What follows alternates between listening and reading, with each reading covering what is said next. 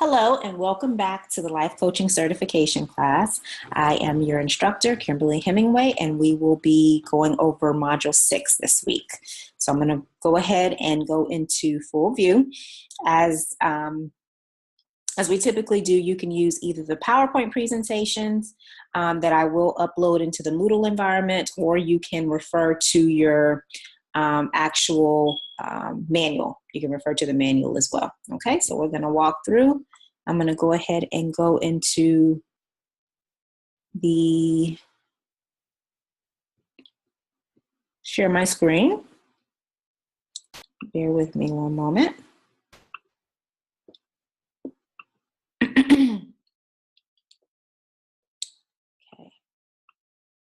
play from the start.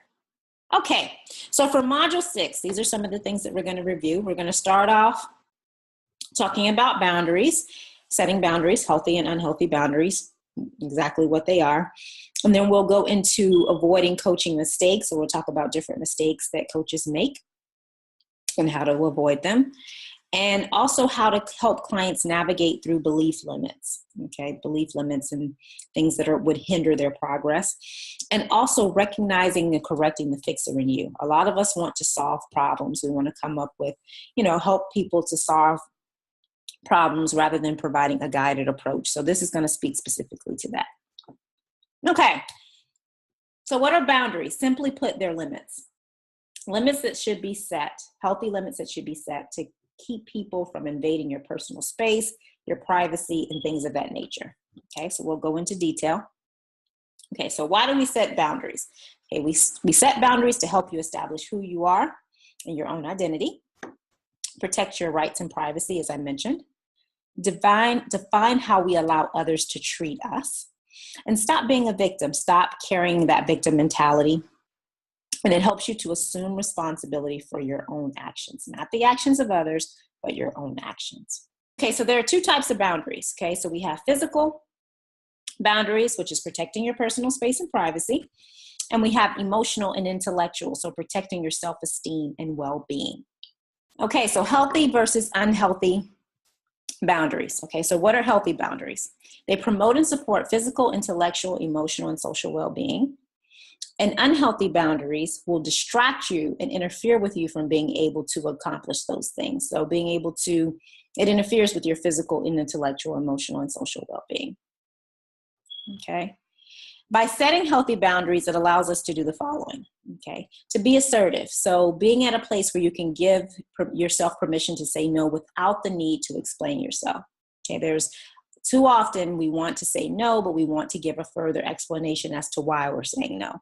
This specifically speaks to saying no without the need of anything else. That's it.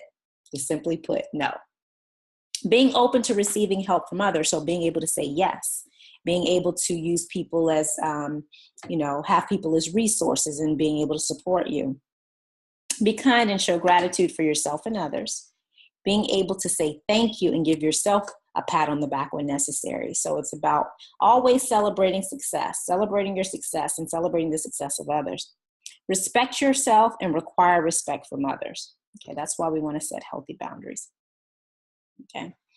Setting healthy boundaries allows you to being able to openly express yourself, having the freedom of speech, as well as never tolerating toxic relationships. So again, not allowing people to impact your emotional and intellectual well-being by being toxic in any way, or physical for that matter, but never tolerating any form of toxic relationships, whether it's personal or professional.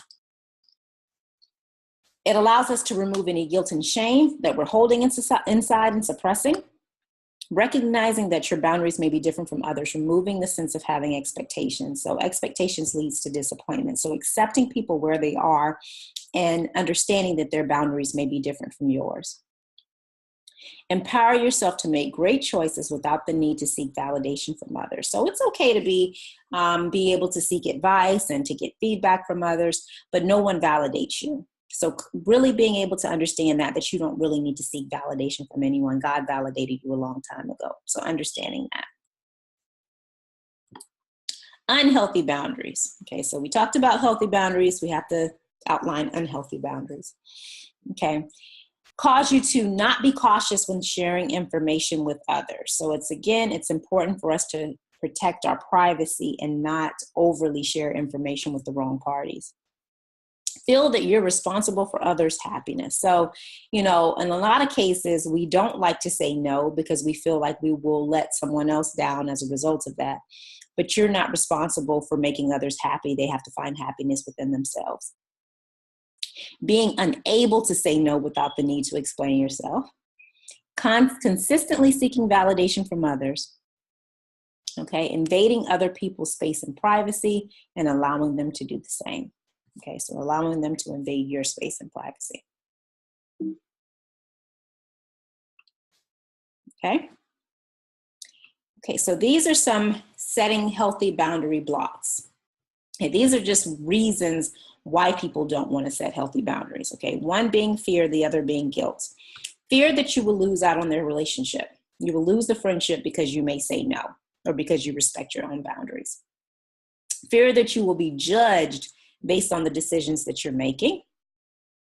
Feeling obligated to accomplish certain tasks that do not fall within your agenda. They're falling based on someone else's personal agenda and not yours. Okay. Guilt. Feeling a sense of guilt that if you make yourself a priority, you will not meet the needs of others. Okay. It's important that we make ourselves a priority. It should never be something that we second guess, that we think about. You have to make sure that you make yourself a priority. Again, whether this is something being personal or professional. So you want to be very mindful of that. Guilt of knowing that you will let others down.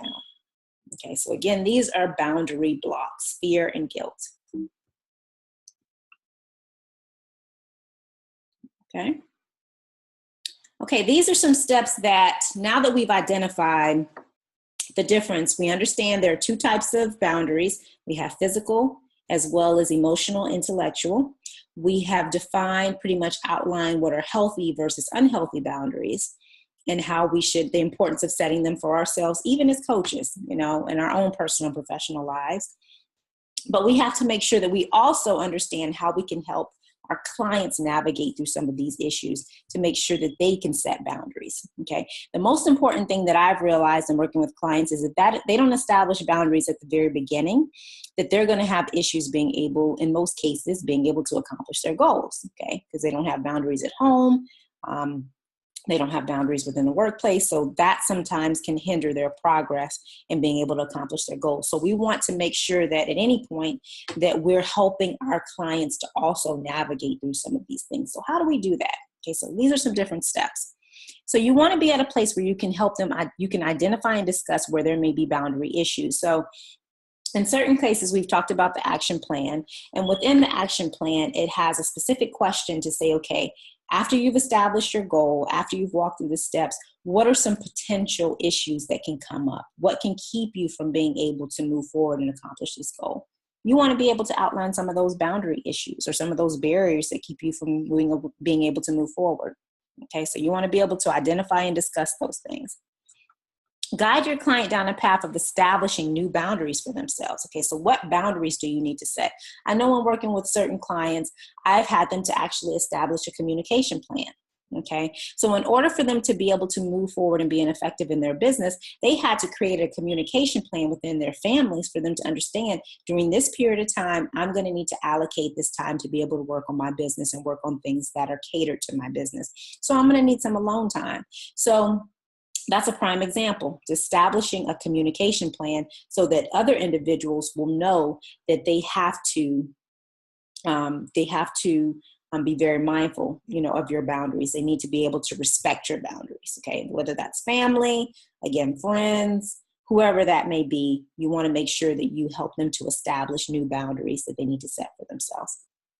Have your client to take action and provide updates. So again, every time when I meet with my clients, if I notice that there's something that may be keeping them from moving forward, I ask them, okay, let's kind of go back to the drawing board. Let's see if there certain things that we need to address, certain issues, certain challenges that are coming up, whether it be in your household or internal or external interferences that are keeping you from being able to move forward.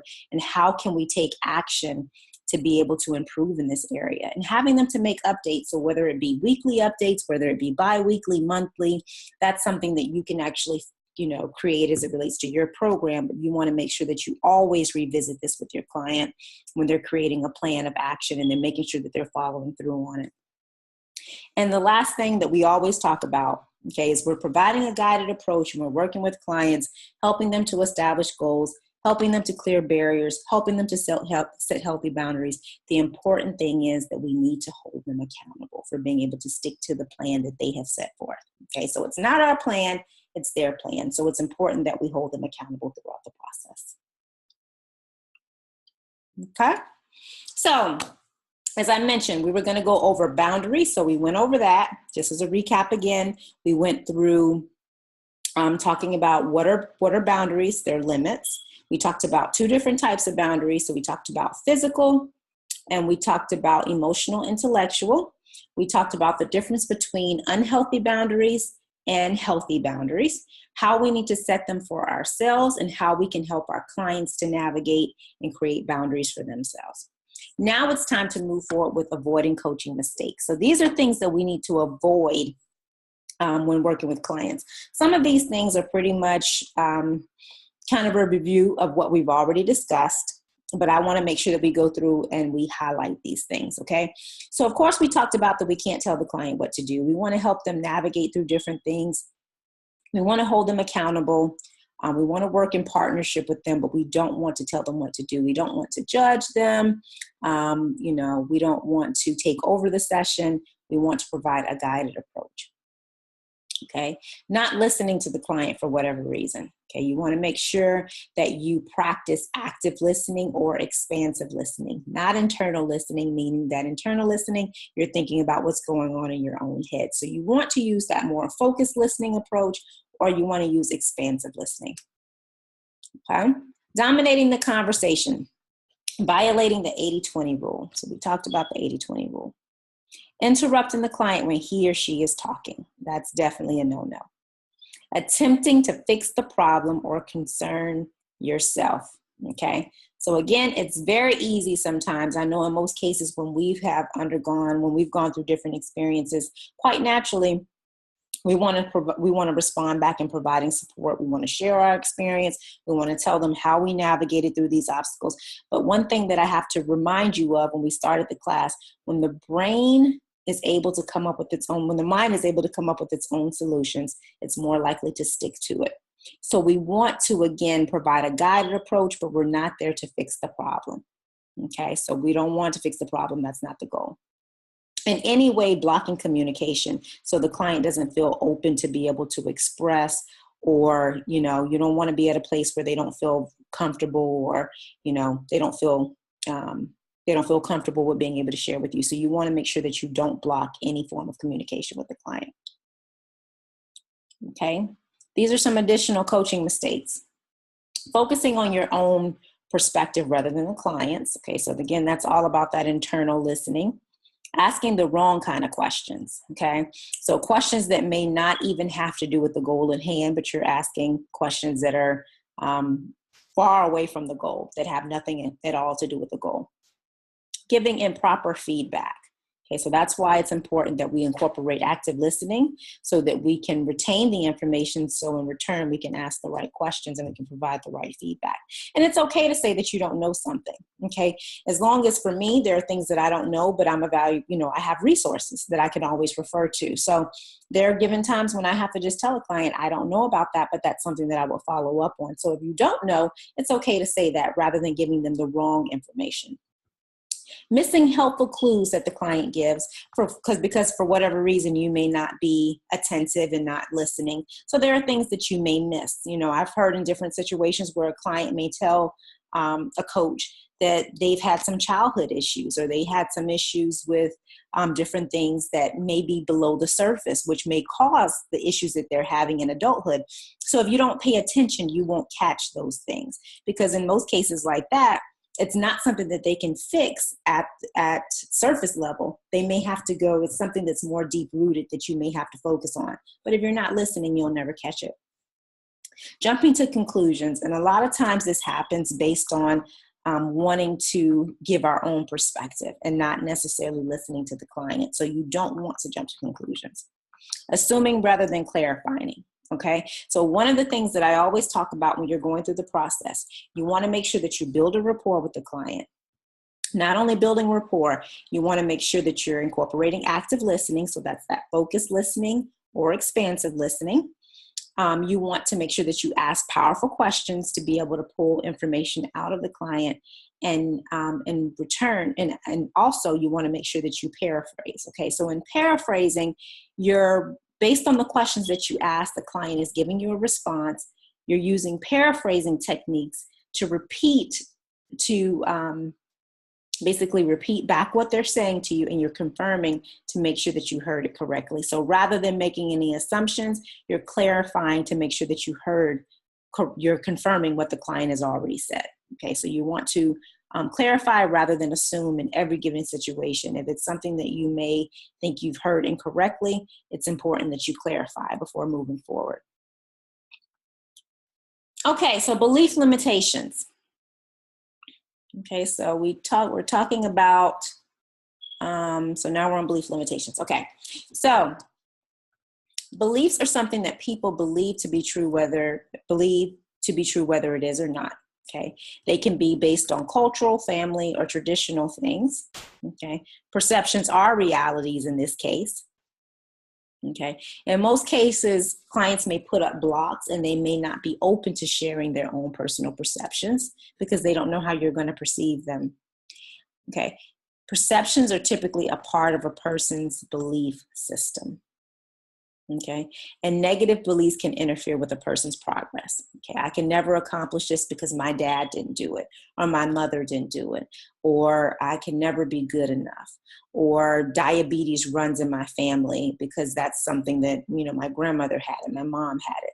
So these are different things, based on generational things that are passed down that can hinder you from being able to move forward because you haven't necessarily dealt with these things. So we talk about a lot generational curses and things that can hinder you from being able to move forward.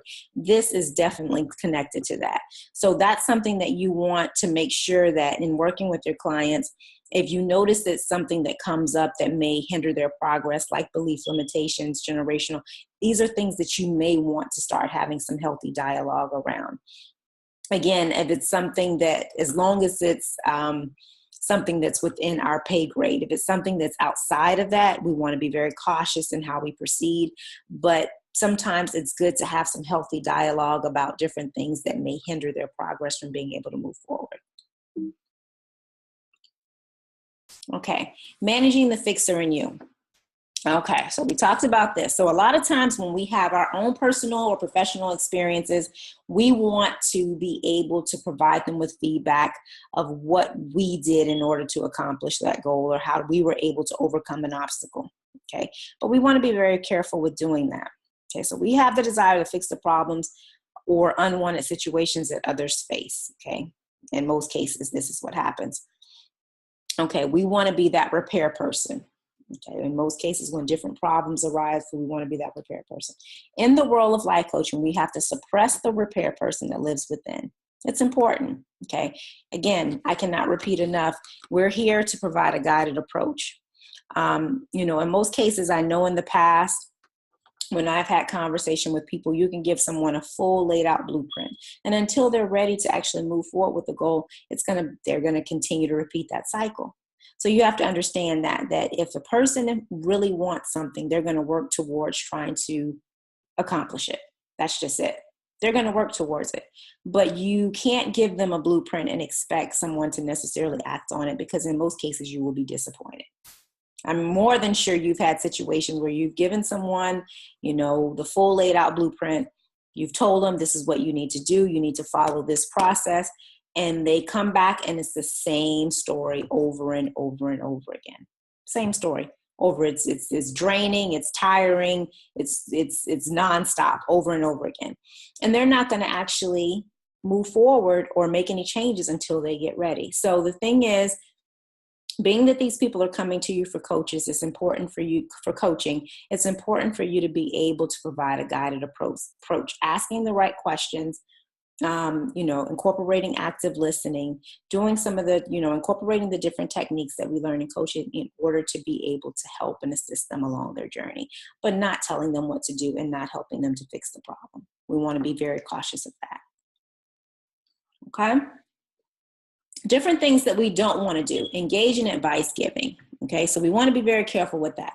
Now, I know depending on the type of niche that you're in coaching, like financial coaching or business coaching, there are times when you might have to give some form of advice. I understand that.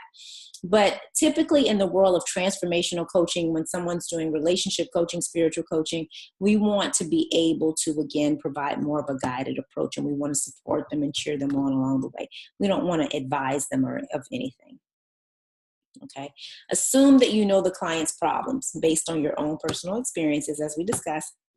Take on the client's responsibility in helping them not helping them, but actually identifying the goals for them and making decisions for them. And you're creating the plan for them. Disempower the client by thinking he or she is unable to identify solutions. Okay. One of the things that you do not want to do is put your client in a position of shutting down because they're uncomfortable. Okay, so you never want to disempower them. You want to encourage them. You want to cheer them on. You want to support them. Turn into a therapist or a counselor.